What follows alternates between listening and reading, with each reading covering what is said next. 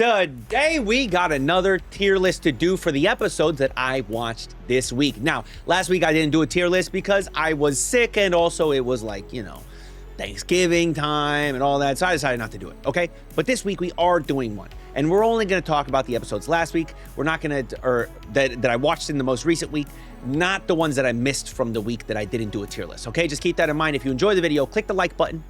Leave a comment. What did you think? What does your tier list look like? How would you differ from what I did? And then how do you feel about the way that I rated the shows? Maybe you dislike it. Maybe you agree. I don't know. I'd love to hear your thoughts. Also, subscribe to the channel if you enjoy my reactions, because by the way, you can check out my reactions to all these shows for the most part. Some of them might only be on Patreon. And if you want to join Patreon, you can do that too. The link for that is down in the description. And let's actually do the tier list. Here we go.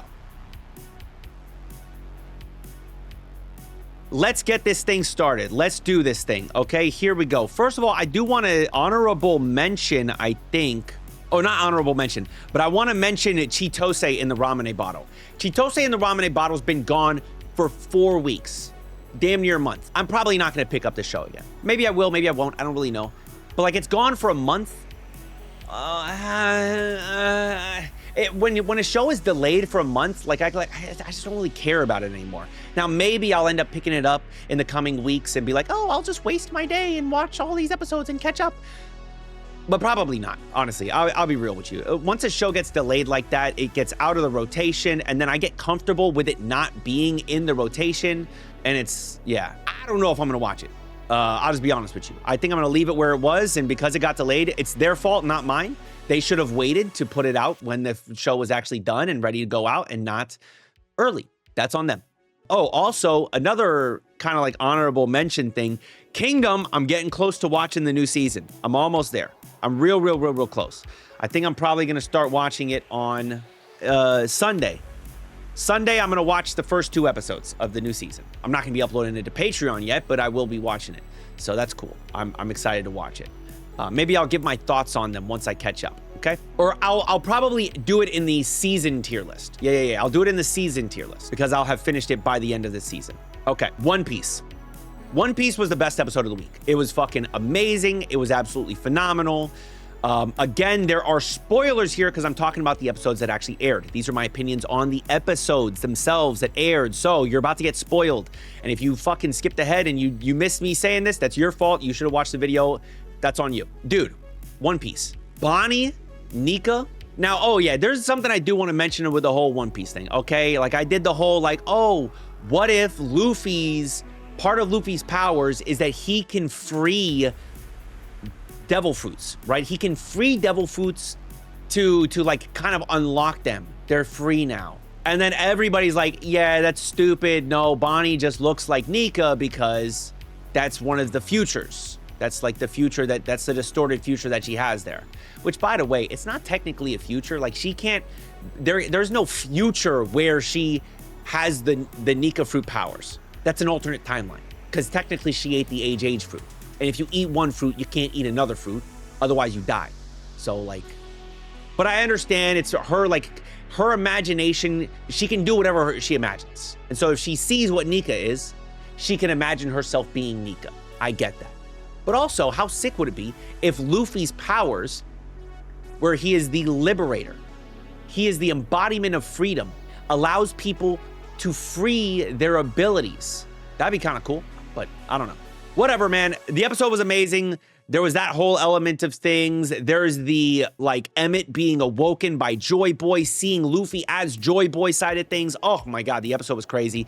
And of course, while Emmett's underwater, Vegapunk got everything out about the Willa D, so now we don't know anything that he said, but he knew shit about the Willa D, which, by the way, if he knew the shit about the Willa D, what's in Lilith's brain? I'm just saying. So that'd be cool if we can kind of like get that info. I don't know if we will though. Next, let's talk about how adorable Yano-kun was this week, man. Yano is progressing in his relationship with Yoshida, which is really adorable. And Yano has a birthday, which is cute. And I mean, that's kind of it. That's like kind of the episode. Good episode. I don't know about great. Yeah, good episode. It was cute. I love that he is like progressing in his relationship stuff. Oh, there was that little moment of the, actually no, great episode. I forgot. So we find out a little bit of information about the eye patch. Finally, we find out why he has this eye patch. Apparently, I guess it was some sort of injury that caused one of his eyes to be like slightly discolored. Now they said slightly discolored. So I'm assuming when we see the heterochromia, it's not gonna be blue eye, brown eye. That seems like that wouldn't be slightly discolored, you know what I mean? It'd be more like brown eye, black eye, you know? Brown eye, hazel eye, something like that would make sense. But if you give me like completely different eye colors, like, okay, it's not slight different color, you know? But that's why he wears the eye patch, was really cool. And also there's somebody in the school that knows him from back in the days before the eye patch stuff, I'm assuming, or like when he started wearing the eye patch. So that's really interesting. So yeah, great episode. Loved it. One Punch Man. Finally, another good episode. Now, I've given One Punch Man good previously because of how funny an episode was before.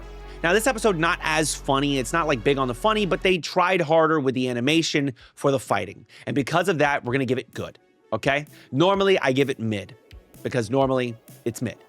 But I thought this episode was good. They actually tried to do some sort of animation, tried to have a real fight, and there was some actual hype. Admittedly, I think that you can have a show with a lack of information and it still be hype just solely based on the direction. We've seen that. Blue Lock, season 2. Still frames shaking and shit, still hype as fuck. I think with One Punch Man, it just takes a little bit more. And maybe that's because it's more comedy rather than like all solely based on the kakui cool factor. And how hype it is. I don't know, but yeah, I liked it, man. Good episode. I enjoyed this week's One Punch Man. Next up, the Assassin Show, man. Listen, I don't know. With the Assassin Show, I'm just kind of just moving through it, just walking through it. It's not really like a show that I'm looking forward to at all. It is just a show that I'm watching at this point. The hype around it is gone for me. Even when things are kind of cool, it really just feels, damn, what was that word, man? There was a contrived. It feels like the plot is just progressing, but like I just don't give a fuck about anyone in the show, which really like takes me out of the show. It really does. Next up, Twisted Wonderland, because I just watched it. Twisted Wonderland, I think, was a good episode. We finally got to know a little bit more about Riddle. Thank God, finally we're learning about characters. Holy shit. So now we know about 2 characters. We know about Deuce, and now we know about Riddle, who used to be, and actually still kind of is, this super strict rule follower that thinks that the only way you can grow is by strictly following the rules and not deviating from that and just not having fun is really what he thinks. He annoys the fuck out of me. These rule things, every time there's a new rule, I'm just like, oh, please, you're fucking exhausting at this point with this rule shit. I want somebody to fucking hit him with a ruler, slap his ass. He is pissing me the fuck off. Hopefully next episode, Trey pops off on Riddle, defeats him, and like, you know, kind of checks his ass. He needs to get checked at this point. He pisses me off, but good episode. I like that we learned about a new character.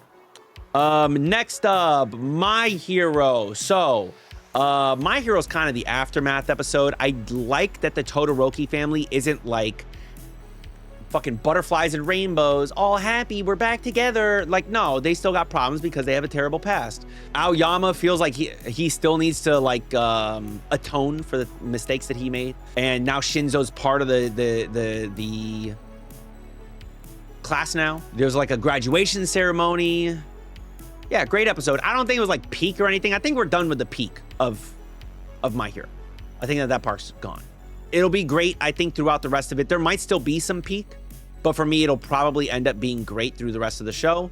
I don't think that this is going to end badly. I think it being a thing where basically the powerless person who's gained all of this power and has to use all of that power in order to defeat the most powerful villain ever, and then in the end, he's kind of fucked up.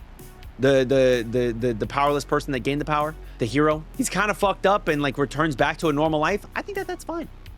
I think that's okay. Next up, Gachiakuta. Gachiakuta was peak. Gachiakuta was a fucking insane episode. Our boy Rudo comes out with the nail gun, turns into an even crazier nail gun, and just starts oh my fucking God. The X3 part, right? So we find out why it's 3R, right? Reduce, reuse, recycle. That's why it's 3R, right? But also, he's able to triple the power of a vital instrument, which is insane. Now, normally, he doesn't do this. We think that he can use like 3 different vital instruments at the same time. And that's why it's called 3R, right? But it's actually triple power, which is crazy. And I wonder if he's ever gonna like level it up beyond that. But I love that we get more information on that. And I love that we get to see some people in action, see some shit going down here. Nord shows up at the end. How's that gonna go down? Is she gonna like really stand up to everybody? Is Rio gonna have to bring out the blicky again? I don't really know, but I loved it. Also, we get to see Bundes, thank you. We get to see Bundesliga. You know, he gets to do his thing, and we see his ability in action with the arms and shit, and it's all based on this vital instrument that's his prosthetic. And so, like, with each, like, certain increments in his life, like certain, like, ages, he unlocks another arm, and it has, like, it ties into that age. I really like that. That whole element, like Bundesliga, I loved his whole thing. Very intriguing, and I like him as a character. And what's crazy is he was literally like a newbie for the Raiders. What? This guy was new to the gang? And the whole thing was a test? This was literally fucking Typhon. Wait, that's not his name. Zodil. Why the fuck did I think his name was Typhon? Oh, that's his last name. See, I'm not crazy. Zodil. It was literally Zodil testing all of these people. This whole thing, bringing in the cleaners inside the giant, like all of this is all a test. This motherfucker's calculated. Very interesting. I really enjoyed it. Peak episode. These are probably the 2 best episodes of the week. Genosha was also a peak episode. Fucking great episode. Next episode's gonna be insane though, because now they're gonna actually be Genosha, which was awesome. I can't wait to see how that goes down. But it was a crazy episode because we see that Kurushka is like not human, not Genosha. She is something, and it caused her to attack everyone? What the fuck is going on? That shit was crazy. I really like it. My theory is that she's a robot. Oh yeah, I mean, like that makes sense, right? It makes sense that she would be some sort of android or something. Like I could totally get behind this theory, right? But that shit was wild. Absolutely wild. Loved that episode. That episode was crazy. We also get to be introduced to new concepts for the game. We get introduced to more characters, and we see the way things go down. And it was just really intriguing, and I liked it a lot. So that was another great episode of Genosha. Tojima Wants to Be a Kamen Rider was great. It was a great episode. I'm not going to put it in the peak category, but I do think it was great. Yeah, I'm gonna leave it there. I'm gonna leave it in the great category. I thought that it was really great. I don't know if I want to say it was peak, but it is basically the tournament arc. It is a tournament arc. Everyone went through their training arc. Now they're doing a little tournament arc between our main cast, right? Basically seeing who's the strongest of everything, seeing who could beat who, and like kind of getting more of an idea for fighting styles and shit, which is really cool. So we get to see Tojima take on Mitsuba's shocker girlfriend. We get to see Mitsuba take on Ichio, and he wins, which is fucking He wins, which is fucking awesome. I love that. That was really, really cool. And now we're gonna get Tak versus Tojima in the next one. That should be really dope. I'm excited to see how that goes down. But yeah, great episode. I loved it. Just a bunch of fighting. You love fighting. Fighting's awesome. Also, preparations for the Ari Makinen, right? We didn't start the Ari Makinen, I don't think, but we got preparations for the Ari Makinen. Oguri goes back to her people. Actually, no, she goes to the racetrack, the Ari Makinen racetrack. See what's up there. Kind of do like a little practice run against her peoples from where she's from. And Nakayama, I think, something like that. I don't remember. Or maybe that's where Ari Makinen is. But yeah, it was good. I really liked it. I really liked it. Also, low-key, maybe this is warped a little bit, but I can't think of this episode of Cinderella Grey without also thinking of the 2025 Japan Cup, because we also watched that, and that was really awesome too. So maybe it's cheating by including this, but watching the Japan Cup was really, really sick. I really enjoyed that. Just seeing how that went down, the 2025 Japan Cup. Seeing that it's a foreigner that wins, breaking the 20-year streak. Oh, yeah, that's another thing that happened in the episode. Dick the Striker helping Oguri to find her zone. That was really cool. Can't wait to see the zone in action. Hopefully during that Ari Makinen. I hope that she spoils the retirement of Tamamo Cross. Nothing against Tamamo Cross. I just love Oguri Cap. So that was a cool last episode. Awesome. To Your Eternity was weird, man. I don't know. I'll put it in the good category. I don't see why they let homeboy fight against the sister. Like, it was, I guess it was they wanted to emotionally move the ghost of the sister or spirit, whatever, so that way she wants her body back, and so that way they can get her body back. It's still very weird, very weird. And there's also somebody that's, I guess, higher up within the knocker side of things. That's like, hey, knockers, you're messing up the plan, and when you do, then I'm gonna take you down, and then you gotta wait until you get back, because like apparently like knockers aren't allowed to like be assholes, but also they're still being assholes because that's just who they are. I don't fucking know, man. It's very weird. This season is very, very weird of To Your Eternity. In the previous 2 seasons, I think that this show would be in peak or great every fucking episode, but this season it's just been good, sometimes mid, and it's just a little weird, man. It's just such a weird season for me, and I'll keep on saying that. I'll finish the show because I think this is the final season, I think. Oh my God, I hope it's the final season. Campfire Cooking, also another good episode. Really enjoyed it. Just so cute. It's a comfy anime for me. I really enjoy it. I think it's going to consistently stay in this good category. Maybe every once in a while jump up to the great category. But yeah, I just enjoy it, man. I really do. I don't think it's ever a show that I consider to be mid. It's just not mid. There's just nothing mid about it. It's just a solid, good show. Very enjoyable. And again, just a comfy anime.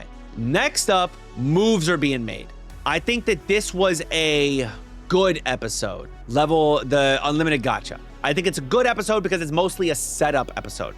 Next episode is going to be fucking crazy. Next episode might end up in the peak category. In fact, I would say that this one's even like torn between great and good. I'm like, I mean, like there are parts of it that maybe are kind of great, parts of it that are kind of good. So I'm just going to put it at the top of the good. But next episode's going to be crazy. It's going to be crazy. It's going to be a really fucking good episode. Maybe even a peak episode. Honestly, it's going to be great at the very least because it's going to be insane. The revenge that he's getting on that bitch in the next episode. It's going to be fucking insane. I enjoy the show a lot more. And it's just so surprising because it like looks like Don Machi, and this other, the Assassin show like has a more unique look to it. But it's just not good. And that's super disappointing. Next up, good episode for the final thing. Right? Final thing, our girl starts beating the shit out of people. You know, they're going to war. They're going to war with some sides, trying to also make peace and stuff. And she's beating the shit out of people. And yeah, I'm kind of out of it with this show too. Not as much as Assassin. Like Assassin, I'm like, I can barely give a fuck about it. Like, part of me almost wants to drop it. Well, we got like 3 more episodes left maybe for Assassin and everything. So it's like, I'll just wait it out. I'll just fucking get through it. Because there are people that like it. I don't know why they do, but we'll just get through it. Whereas one final thing, like, I don't know if I'm quite at the point of, I don't know if it's like a slog to get through, but it is one that I'm like, kind of like increasingly less giving a fuck about. The one benefit of May I Ask for One Final Thing is that we do get these moments where she's beating the shit out of people. And that's cool. I like that. There are more interesting things, right? Like Terraneza and like what she's doing, stealing the powers of Diana and all that shit. Like there are definitely some things there that are intriguing. But for me, like, bro, I don't even barely know what the fuck's going on in the Assassin one. They really want this motherfucker to kill Graham. And he's like, no, I don't want to kill him. And that's basically all that's happening in the show. Anyways, but yeah, one final thing. I thought it was a good episode. Good stuff. A wild-ass boss appeared. Okay. What happened in this thing, aside from Dina apparently being a player, but then now also being an ally because she's not stronger? Oh, yeah, we did stop the fucking meteor. That was huge. That was fucking cool. Actually, great episode. Great episode. That shit was hype. She stopped the fucking meteor. That was dope. And Dina is apparently a player, a beta tester, and now she's aligned with us, and that's it. That's what happened. Oh yeah, they're following the novel, not the game. That's interesting. So that's an interesting thing. Now Lufus has to like kind of look at it from a different perspective. But yeah, I thought it was a great episode, man. There's a bunch of action and shit in it. That was kind of cool. Oh, a new hero summon from Japan. Oh yeah, definitely a great episode. This episode was great. It's kind of setting up more, but also resolving stuff with Dina, which is cool. Good shit. Next up, Spy Family. Spy Family, we got our damn bolts. Or not our bolts. We got our Stella star things. We were finally rescued. We got our Stellas. Oh, dude. Oh my God, I just love Anya. Anya's the best. Literally, it just reminded me how Anya's like, Anya fucking throwing just because of her own ego. It's so crazy, dude. I love Anya so much, dude. She's literally throwing because of her own ego. She's like, oh, this is perfect. I got a great plan now. And then other people are getting more popular than her. And she's like, nah, fuck the plan. I'm the popular one. I love Anya, dude. She's literally the GOAT. This is just such a great episode. I love the show. Anytime it's Anya-centric, it's just the best. It just truly is the best, and there's nothing better than it. And Anya's like, yo, I should invite everybody to my house. What a great idea. And then she throws that idea out the window just because she doesn't want to be the not popular one. It's just ridiculous. Dude, so 2 episodes of stuff to talk about. Anya's the fucking GOAT. I love the way that she handles everything. She's hilarious. Damien's mom's fucking weird, very weird. And I think that her mind is like warped somehow by Papa Desmond. It's super fucking weird. I think that there's like a low-key, like a Hydra Winter Soldier activation code. It's weird. It's very, very weird, man. She's super duper weird to me. I love that Lloyd has to be there to make sure his daughter's okay, but also he's like, yeah, I can't like blow the mission though. I just love the show so much. I really do. I really, really do. SANDA was weird, bro. Ono was over here trying to hunch on Fuyumura. Was that her name? Fuyumura, something like that. Ono was like, yo, I want to, but Fuyumura's like, I ain't really about that life yet. And I don't know if it's more because of like, she's not an adult, so she doesn't find that a level of attraction, or she just ain't gay. I don't know which one it is. Also, now the crazy girl knows that SANDA is Santa, which is crazy. And he's getting blicked up. I don't know why I'm saying blicked up. That sounds a little weird, but he was getting shot up by the homie, Ayumu, right? It's wild, man. It's weird. It's weird and here's the thing with SANDA. I think it's just a weird show. Oh yeah, the Black Santa thing. It's just a weird show and I don't really fucking understand it. It's like a very out there premise for me as an American. I look at it and I'm just like, huh? Maybe it's not something I understand as well. Maybe there's a lot of social commentary, but it ain't my social. It ain't my society. It's just a little weird for me. The show's weird. Things happen and I'm like, huh? It looks beautiful, don't get me wrong. But yeah, for the most part, I'm just like, So, I mean, I'll put it like right here. I thought it was a great episode. There was a lot of like interesting shit, but like, there's also a part of me that like sees this story and like wants to give it like just good instead of great. It's just such an odd thing to me. SANDA is like one of those shows where before it came out, I was hyped. I was like, yo, Science Saru, creator of Beastars. This shit's gonna be crazy.